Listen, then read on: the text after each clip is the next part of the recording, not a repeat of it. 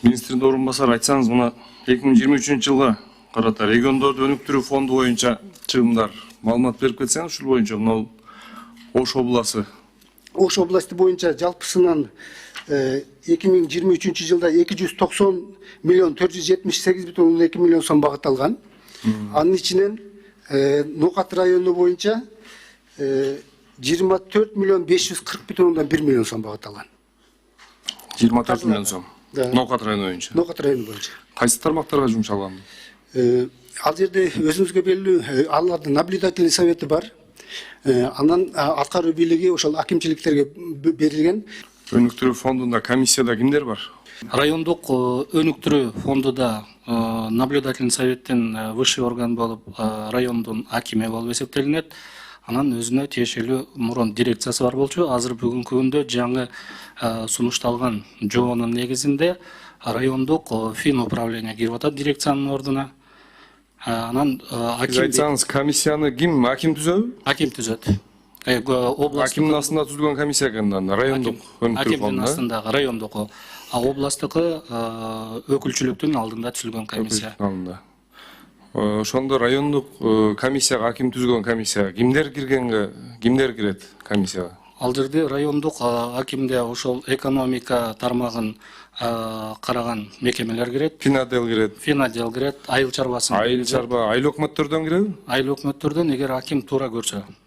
Ал жерде эмполорду дагы киргизгенге ошол мүмкүнчүлүгү бар. Мыйзам, демек мыйзам жол берет. Жол берет. Ушул кайсыл тармактарга жумшалат райондун өнүктүрүү фонду? Кайсыл тармактарга жумшалат? Бул жерде социалдык жана инфраструктуралык, экономикалык деп 3 тармакты каралып атат. Демек, айыл өкмөттөрдүн ошол ички жолдорун жана ошол балдар ойной турган аянтчаларды Социалдык менен социалдык тармактарга берсек болот экен да, демек. Болот. 24 миллион сом Нокат районуна жетеби? Ушу Килтеген чоң районго жетеби? 13 айыл өкмөт бир шаар бар. Азыр мына АТРдын алкагында 3 айыл өкмөткө кыскарып кетти. Ынтымак, Найман, 12 миң айыл өкмөттөр кошулуп кетти. Көк Жар, Кулатов айыл өкмөттөрүнө. Кайсыл айыл өкмөткө канчадан бердиңиздер? 24 миллион расшифровкасын берип кетсеңиз. Андай неме айыл өкмөтү аркылуу менде расшифровкасы жок, бирок баягы сиздин сурооңузга мына 24 миллион сом ошол. кайсыл жактарга кетти? Ушул боюнча бир маалымат берип кетсеңиз. Ал облустун өнүктүрүү фонду боюнча да азыр сиз 250 миллион деп айтып өттүңүз да, туурабы? 250 миллион деп. Область боюнча Ош областынын өнүктүрүү фонду боюнча 99 миллион 504 миң сом багытталган. 99 миллион. Жана башка сумманы айтып өтпөдүңүзбү? Ош облусу боюнча. Мына азыр мен неме кылайын да азыр. Бул жерде жана 2 миллиард 636 миллион деп айттым. Анын ичинен областтардын өнүктүү фондуна 732 бүтүн ондон 5 миллион сом багытталган жалпысынан Кыргыз Республикасы боюнча. Анын ичинен областтын өнүктүрүү фондуна 99,5 миллион сом багытталган да. Областтын өнүктүрүү. Андан кийин фонд райондордун өнүктүрүү фондуна 191 миллиард 903,5 Ош облусун сурап атам да сизден. Ош облусу боюнча 99,5 миллион акча бөлүнгөн. Да. Бул бөлүнгөнү же коротулган акчабы? Бул кайсы? Бул мындай ал өзүңүзгө белгилүү, бул баягы иштетилген акча каражаты? 2% да. Бул республикалык бюджеттен бөлүнгөн акча каражаты да. Бул кайсыл тармактарга берилген? Жана айтып өткөндөй, Жеке адамдарды алып иштетсе болобу?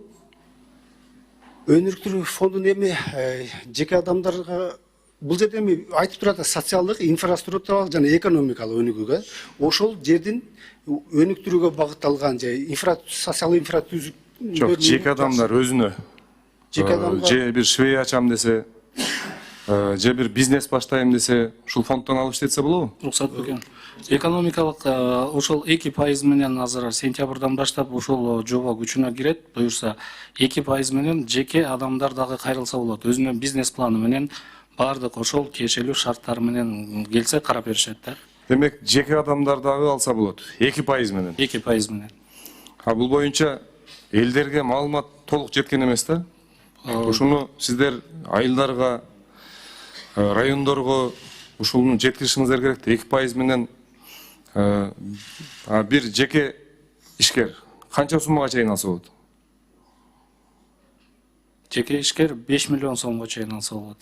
Демек, жеке ишкер 5 миллион сомго чейин 2% менен алса болот. Болот. Бул маалымат жетпей атпайбы? Ушу Бул маалыматты азыр жобонун райондорго, айыл аймактарга да жеткиришибиз керек да. Себеби бизге аябай көп ишкерлер кайрылып атат. Мына балык өстүрүү боюнча, мына мал чарбачылык боюнча, айыл чарба боюнча, жана тигүү секторун ачуу боюнча ушуларды жеткиришибиз керек да. Элге толук маалымат жетпей атат мындайча айтканда. Анан Кошумчалап койсоң. негизинен жакшы, аябай темп рост өтө жакшы экен, көрдүк. Мына негизинен колдойм, бирок мага жанагы маалыматтарды так толук берип кетсеңиздер, өнүктүрүү фонддору боюнча, Ноокат району боюнча, Ош облусу боюнча берип кетсеңиздер, анан ол 2% кредит боюнча дагы маалымат берип койсоңуздар.